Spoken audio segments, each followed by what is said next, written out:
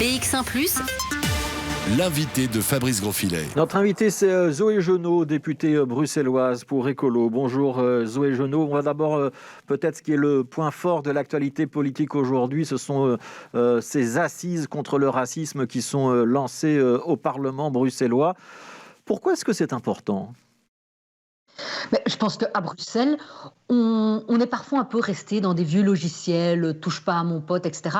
Et on n'en est plus là. Maintenant, on a vraiment besoin d'avoir un saut qualitatif et d'arriver à l'égalité. Quand on voit qu'il y a encore des gens qui rament pour obtenir un logement, un emploi à qualification égale, ça ne va pas. Mais surtout, il y a toute une nouvelle génération qui a vraiment conceptualisé plus loin la déconstruction du racisme et qui vient avec, par exemple, le racisme structurel. Montrer comment, dans des mesures d'État, nous sommes racistes, parfois sans le vouloir. Par exemple, quand une dame sans papier veut aller porter plainte pour viol à la police, eh bien, elle risque d'être arrêtée et d'être expulsée. Il y a toute une série de nos systèmes qui doivent être vraiment revus en fonction des nouvelles grilles de réflexion. Ça veut dire que ces assises, elles doivent déboucher sur des propositions concrètes et sur des réformes qu'il faudra implémenter dans les années à venir ? C'est clairement ce qu'on veut, qu'on n'a pas envie d'une xème grand-messe où on s'écoute parler les uns les autres entre politiciens et personnes mieux informées que nous. Mais par exemple, je vois au niveau de la commission logement, on va avoir l'occasion de travailler avec une série d'associations. On sait que le système de testing, je téléphone avec un nom belge, l'appartement est libre, je téléphone avec un nom avec une autre consonance, l'appartement n'est pas libre. Le testing fait par les inspecteurs logement, à l'heure actuelle, n'est toujours pas lancé parce que cette loi est mal foutue. Eh bien voilà, c'est l'occasion d'enfin rechanger ce cadre pour qu'il fonctionne, par exemple. Ouais. Donc ce sont des assises qui doivent déboucher sur des propositions. Elles doivent ensuite intégrer dans un plan régional de lutte contre le racisme. Vous avez le sentiment qu'on va avancer relativement vite et que ceux qui nous écoutent vont pouvoir avoir des changements concrets à quelle échéance ? Moi, j'espère que ça ne va pas être juste un grand plan racisme. J'espère que, par exemple, sur le testing, on va revoir l'ordonnance, l'amender et permettre aux inspecteurs de descendre sur le terrain. Il n'y a plus besoin de mois de réflexion. On voit déjà exactement où sont les problèmes. Donc ça doit être fait avant la fin de la législature, peut-être même dès l'année prochaine, si je vous entends bien. Bien sûr, franchement. Ouais. Alors, on va rester sur le logement, si vous voulez bien, Zoé Genot. Il y avait un moratoire qui interdisait les expulsions pendant toute une partie de l'année à la suite de la crise de la Covid-19. La Flandre et la Wallonie ont levé ce moratoire. Bruxelles l'a désormais levé également depuis cette semaine. Vous êtes d'accord avec cette mesure ou pas ? Mais si vous vous rappelez, je suis venue chez vous il y a un an, le 15 avril. Et à l'époque, on était en plein confinement et je vous disais, il faut absolument qu'à la fin du moratoire, qu'à la fin de la période Covid, on empêche qu'il y ait une vague d'expulsion. Et ces derniers mois, à chaque commission logement ou presque, nous sommes revenus avec cette revendication en disant il faut prendre en compte cette problématique. Alors maintenant, le moratoire est terminé depuis le 25 avril. Il faut vraiment mettre les bouchées doubles pour qu'on n'ait pas une multiplication d'expulsions. Quand on interroge les CPS, ils nous disent que les chiffres sur les 3 premiers mois sont le double de ce qu'on avait sur les 3 premiers mois l'année passée. Et il y a différents outils qui sont sur la table. On a déjà donné 30 millions au CPS pour pouvoir intervenir par rapport à des loyers impayés.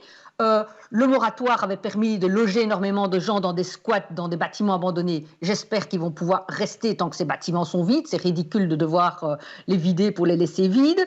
Mais ce qu'on voudrait vraiment, parce qu'on voit que l'outil du CPS n'est pas suffisant, c'est qu'on ait un fonds pour les impayés, avec un téléphone auquel pourraient appeler aussi bien les propriétaires en disant « Écoutez, j'ai mon locataire qui ne peut pas payer, j'aurais besoin d'un coup de main pour ne pas lancer une procédure d'expulsion », que des locataires qui disent « Ben voilà, je suis vraiment dans la difficulté, je n'ai pu payer que partiellement mon loyer, j'ai besoin d'une assistance. » Ouais, donc cette proposition de fonds, elle double un petit peu ce que font déjà les CPS. L'idée, c'est quoi ? C'est de pouvoir toucher plus de public que ce que touchent les CPS actuellement ?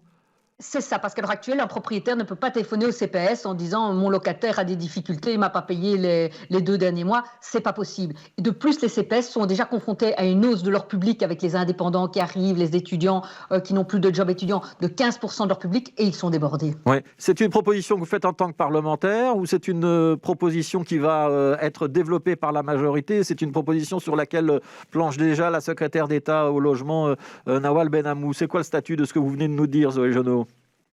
Mais je sais qu'elle aussi se rend bien compte de la limite de ce qui a déjà été fait.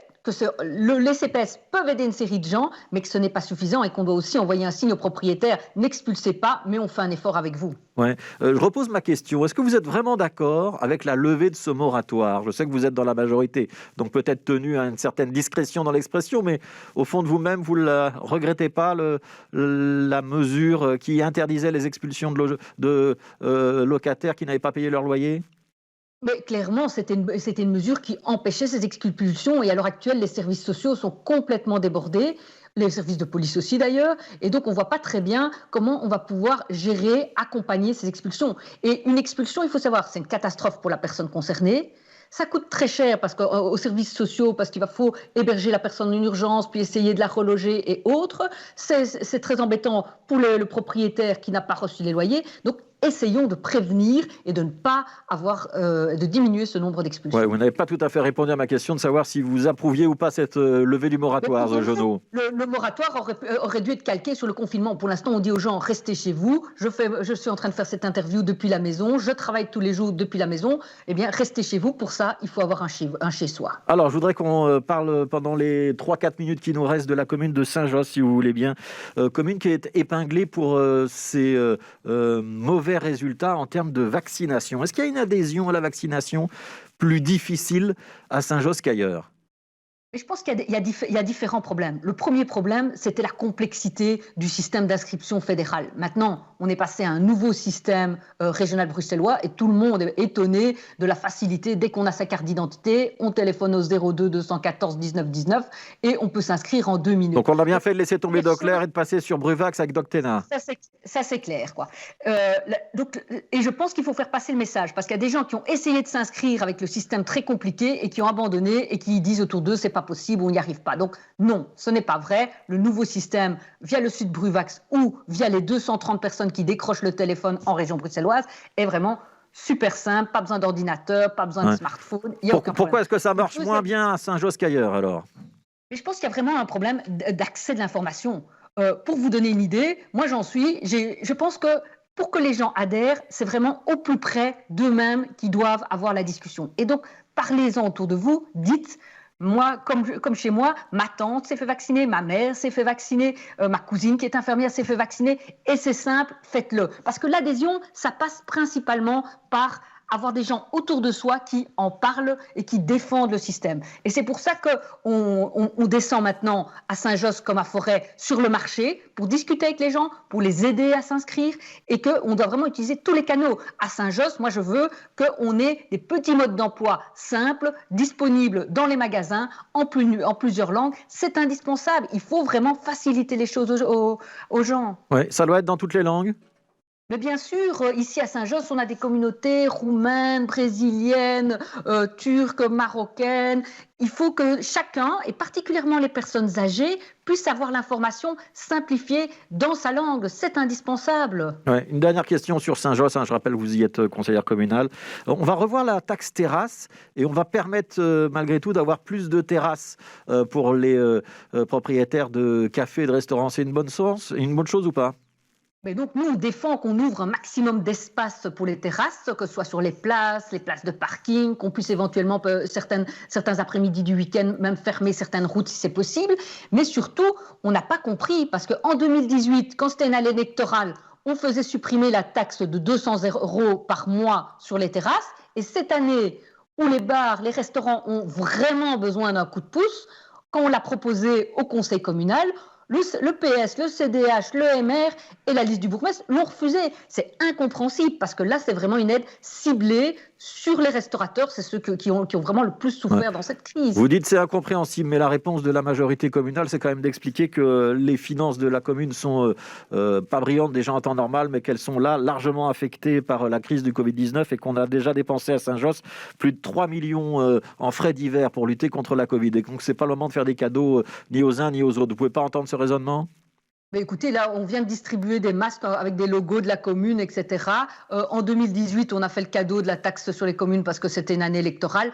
La commune de Saint-Georges est plutôt connue pour distribuer des gadgets. Donc, plus de gadgets, des aides ciblées sur ceux qui en ont le plus besoin. C'est ça qu'on demande. Et donc, les propriétaires de terrasses, cafés et restaurants font partie de ceux qui ont besoin d'aide? Ah oui, vraiment. Ils ont dû rester fermés de longs mois. Ils ont vraiment besoin d'aide. Merci beaucoup Zoé Genot, merci d'avoir été avec nous. Je rappelle que vous êtes députée régionale bruxelloise pour Écolo.